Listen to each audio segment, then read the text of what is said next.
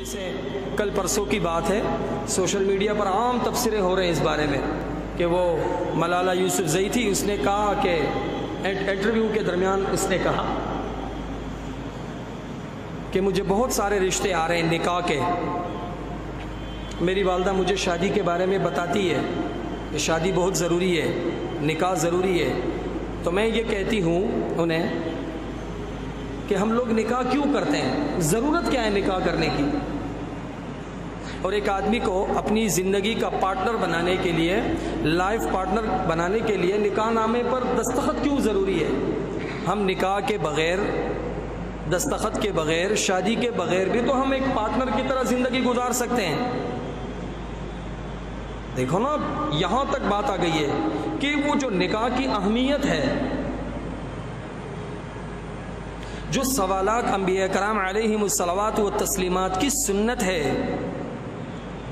جس کے بارے میں اللہ رب العزت قرآن عظیم الشان کے اندر فرماتے ہیں ہن لباس لکم وانتم لباس لہن، کہ عورتیں تمہارا لباس ہیں، تم ان عورتوں کے لیے لباس ہو۔ اور جو آدمی جسم کے حوالے سے کتنا ہی خوبصورت کیوں نہ ہو، کتنا ہی قوی کیوں نہ ہو، اگر اس نے لباس نہیں پہنا ہوا تو وہ ننگا ہے، اور ننگا آدمی عقل و شعور کے ہوتے ہوئے ایک منٹ بھی اپنے گھر سے باہر نہیں آ سکتا، گھر سے کیا اپنے باتھ روم سے بھی باہر نہیں آ سکتا۔ ہن لباس لکم وانتم لباس لہن، یہ آیت ہمیں بتاتی ہے، سکھاتی ہے کہ یہ لباس تمہارا عیب چھپاتی ہے، یہ لباس تمہارے نقائص پر پردہ ڈالتی ہے، یہ لباس تمہاری کمزوریوں پر پردہ ڈالتی ہے،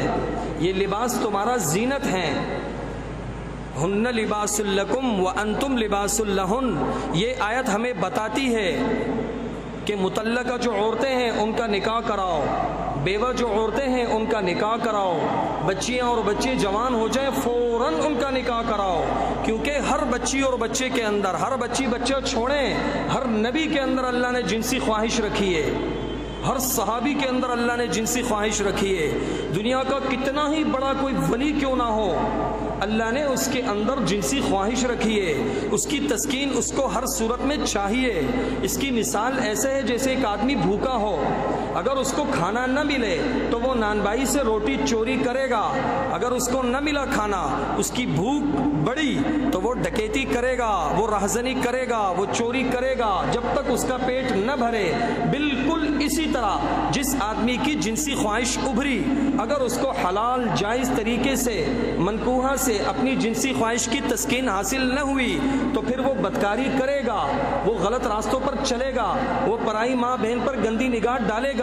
تو ہن لباس لکم وانتم لباس لہن، نکاح کرو، یہ تمہارے لیے پردہ ہے، یہ تمہاری جنسی خواہش کی تسکین کا سب سے بہترین ذریعہ ہے، تمہارے ان عیبوں پر، تمہارے ان نقائص پر جو فطرتی تمہارے اندر موجود ہیں، اگر تمہاری وہ بھوک نہ مٹی تو تم حلال حرام کی تمیز کیے بغیر اس بھوک کو مٹانے کے لیے بھوکے بھیڑیے کی طرح گلی چوراہوں میں رال ٹپکاتے ہوئے پھرو گے، تو یہ عورتیں تمہارے لیے پردہ ہیں۔ نکاح کو فروغ دو، نکاح کو پروموٹ کرو، اس کو ذلیل نہ کرو، اس کو آگے بڑھاؤ۔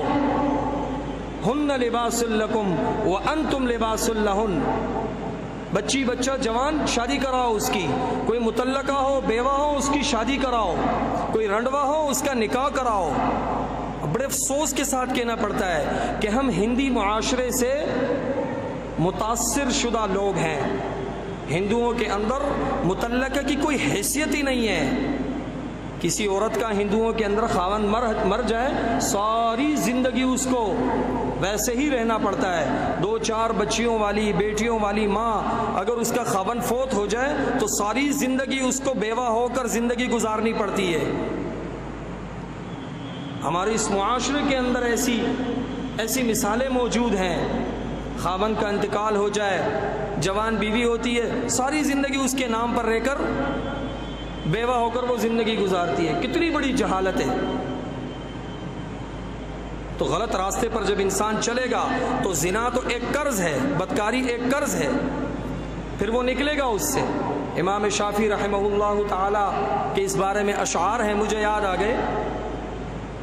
عفو تعف نساؤکم فی المحرم پاک دامن رہو، تمہاری عورتیں پاک دامن رہیں گی۔ وَتَجَنَّبُوا مَا لَا يَلِيقُ بِمُسْلِمٍ، اور بچو اس کام سے جو مسلمان کے شایان شان نہیں۔ ان الزنا دین فإن أقرضته، بے شک زنا ایک قرض ہے، اگر تم نے اس قرض کو لے لیا۔ کان الوفاء من اہل بیتک فاعلمی،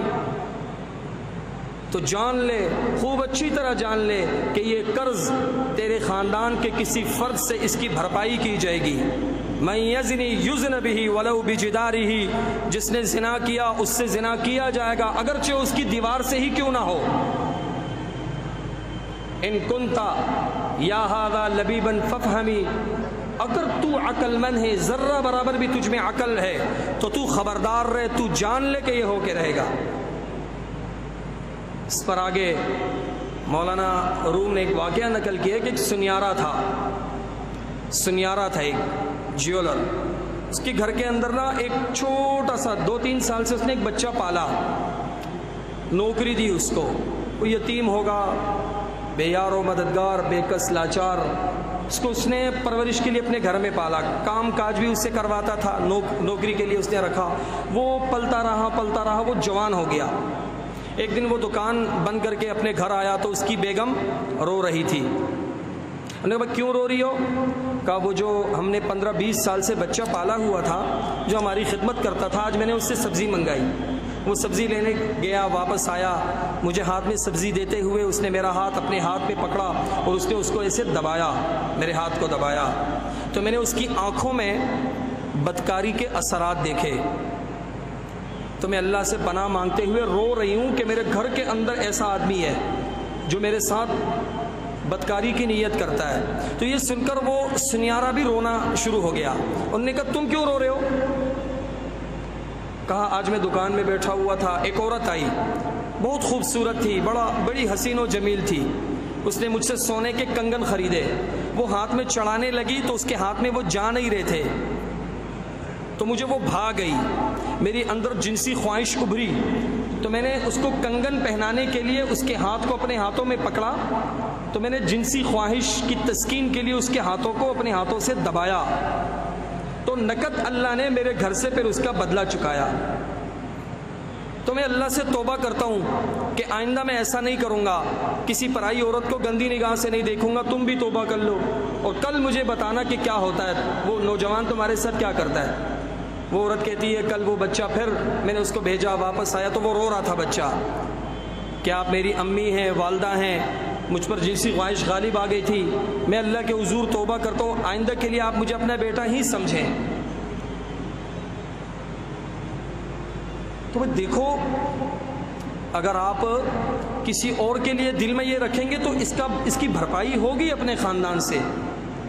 ہمارے ایک استاد محترم تھے، ایک واقعہ یاد آ گیا، بڑا عبرتناک ہے، آج کل اس معاشرے کے حوالے سے ابھی کی بات ہے۔ ہمارے ایک استاد محترم تھے، وہ فرماتے ہیں کہ مجھے ایک بزرگ آدمی، بڑی عمر کے آدمی اپنے ایک جوان بیٹے کو میرے پاس لائے اور مجھ سے گزارش کی کہ حضرت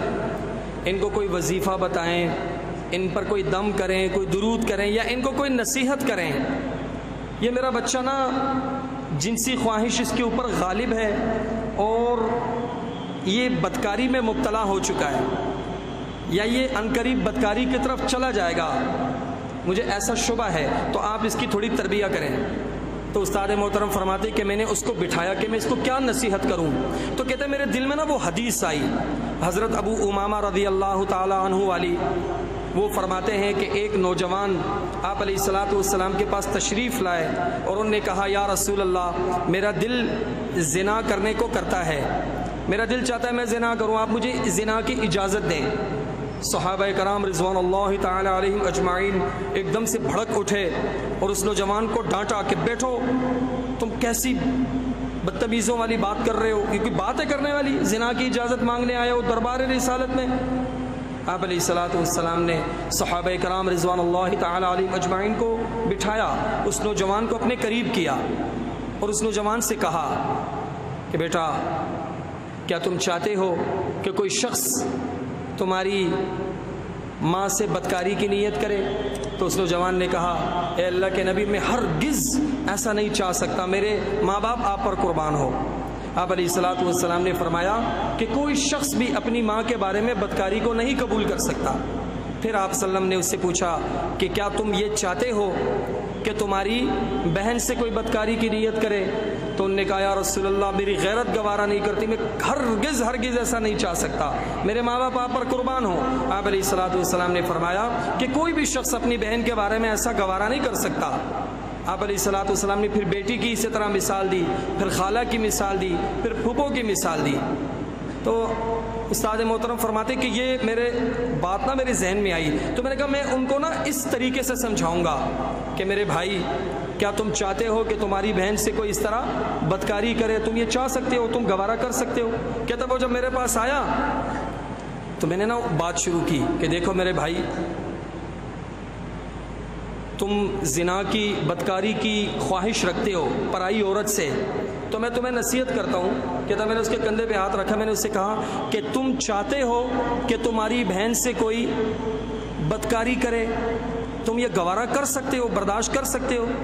کہتا اس نے جواب میں انگلش میں کہا، تو باہر ملک کی کنٹری تھی، انگلش میں کہا I don't mind if she's okay with that، مجھے کوئی فرق نہیں پڑتا اگر میری بہن اس کے ساتھ راضی ہے تو۔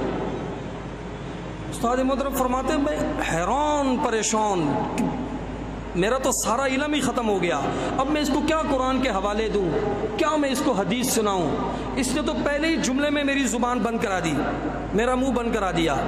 میں تو ابھی اس کو بتاتا، یہ کہتا نہیں کوئی میری بہن کے ساتھ زنا کرے میں تو یہ کر دوں گا، پھر میں کہتا اچھا تمہاری ماں کے ساتھ کوئی کرے، تو پھر یہ اور بھڑک جاتا، پھر میں کہتا تمہاری پھوپھو کے ساتھ کوئی کرے، یہ اور بھڑک جاتا، میں کہتا تمہاری خالہ کے ساتھ، یہ اور بھڑک جاتا، تمہاری بیٹی کے ساتھ اور بھڑک جاتا۔ میں نے تو پہلے ہی اسٹیپ میں بہن کی مثال دی، اور یہ آگے سے کہہ رہا ہے کہ مجھے کوئی فرق نہیں پڑتا اگر میری بہن راضی ہے اس کے ساتھ۔ تو یہ ہے نکاح کے بغیر ریلیشن شپ۔ ہن لباس لکم وانتم لباس لہن، جو عورت نکاح میں ہوتی ہے اللہ نے اس کو عزت دی ہوتی ہے، وہ تمہارا لباس ہوتی ہے، تمہارے عیبوں پر پردہ ڈالتی ہے، تمہاری کمزوریوں پر پردہ ڈالتی ہے۔ ایک عورت بغیر نکاح کے اگر کسی نامحرم کے ساتھ زندگی گزارے، اس کے ساتھ تعلق بنائے، تو یہ پردہ تو نہ ہوا نا بھائی، یہ تو گند ہے، تو گند کو پھیلانا ہے معاشرے کے اندر۔ اس کے تو ہم نے نتائج دیکھے ہیں اس معاشرے کے اندر، کتنی بچیاں ہیں جنہوں نے خودکشیاں کی ہیں بدنامی کے ڈر سے،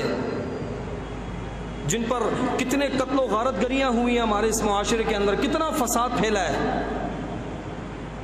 میں آپ لوگوں سے پوچھتا ہوں، آپ تصور میں لا سکتے ہیں ایسا نکاح کے بغیر کسی کی بہن بیٹی کسی اجنبی مرد کے ساتھ بغیر نکاح کے تعلق بنائے؟ کو تصور میں لا سکتا ہے اس کو؟ تو بھائی یہ اس وقت ہو سکتا ہے جب ہم آپ علیہ الصلوۃ والسلام والی مبارک زندگی کو اپنی زندگیوں میں لائیں، اور اس کے لیے ایک طریقہ ہے، ایک ضابطہ ہے، ایک اصول ہے، ایک محنت ہے، وہ ہے مسجدوں کو آباد کرنا، یہاں پر آنا صرف نماز کے لیے نہیں ہے، نماز کے علاوہ بھی یہاں آ کر دین کو سیکھنا، علماء کرام کے پاس جانا۔ صرف کلمہ نماز روزہ زکوٰۃ حج یہ دین سیکھنے کا نام نہیں ہے، اس کے علاوہ بھی بہت کچھ ہے جس کو سیکھنے کی ضرورت ہے۔ بچوں کی تربیت ہے، بچیوں کی تربیت ہے، شرعی پردہ ہے، اس کو سیکھنا ہے۔ صرف بیوی کے حقوق جان لینے سے کام نہیں چلے گا، اس حقوق کی ادائیگی بھی ضروری ہے۔ بیٹی کے حقوق کا علم حاصل کر لینا یہ کمال نہیں ہے، اس حقوق کی ادائیگی بھی ضروری ہے۔ صرف والدین کے اپنے بچوں کے اوپر حقوق نہیں ہیں، کچھ حقوق بچوں کے بھی والدین کے اوپر بنتے ہیں۔ ہم نے ان حقوق کو کتنا ادا کیا ہے اس کو بھی سوچیں، اور اس کا صرف ایک ہی جگہ ہے، وہ یہ مسجد ہے۔ آج ہمارا مسجد کے ساتھ تعلق کمزور ہونے کی وجہ سے بے حیائی عام ہوتی چلی جا رہی ہے، کیونکہ ہم علماء کے پاس جاتے نہیں ہیں، مفتیان کرام کے پاس ہم جاتے نہیں ہیں، مساجد مدارس میں ہمارا آنا جانا ہی ختم ہو چکا ہے۔ پرایوں کو سن کر اس سے متاثر ہو کر اس جیسا ماحول ہم اپنے گھروں میں پروان چڑھا رہے ہیں، تو اس کا رزلٹ تو بڑا خطرناک نکلے گا، پھر سر پیٹتے رہ جائیں گے، خاک اڑاتے رہ جائیں گے۔ تو اللہ رب العزت ہمیں بیدار رہنے کی، اپنے بچوں کے، اپنے گھر والوں کی تربیت کرنے کی توفیق عطا فرمائے۔ تو کوشش کریں گے نا انشاءاللہ، مسجدیں آباد کرنی ہے، دین سیکھنا ہے، لازمی ہے، ضروری ہے، آنے والی نسلوں کو جو ہے نا دین سکھانا ہے۔ صرف اپنی ذات تک نہیں ہے، اپنے گھر میں ماحول بنانا ہے، شرعی پردہ لانا ہے، بچوں کو آداب سکھانے ہیں، اور آپ علیہ الصلوۃ والسلام کی جو زندگی ہے، اللہ رب العزت کے جو احکامات ہیں، اس کو آپ علیہ الصلوۃ والسلام کے طریقے کے مطابق کیسے پورا کرنا ہے، اس کو پہلے خود سیکھنا ہے، سیکھ کر پھر اس کو آگے اس کی دعوت چلانی ہے اور لوگوں کو مسجد کے ساتھ جوڑنا ہے۔ آج ہمارا مسجد سے تعلق ٹوٹا ہوا ہے، کوشش کریں گے نا انشاءاللہ۔ اللہ رب العزت ہم سب کو اس پر عمل کرنے کی توفیق عطا فرمائے۔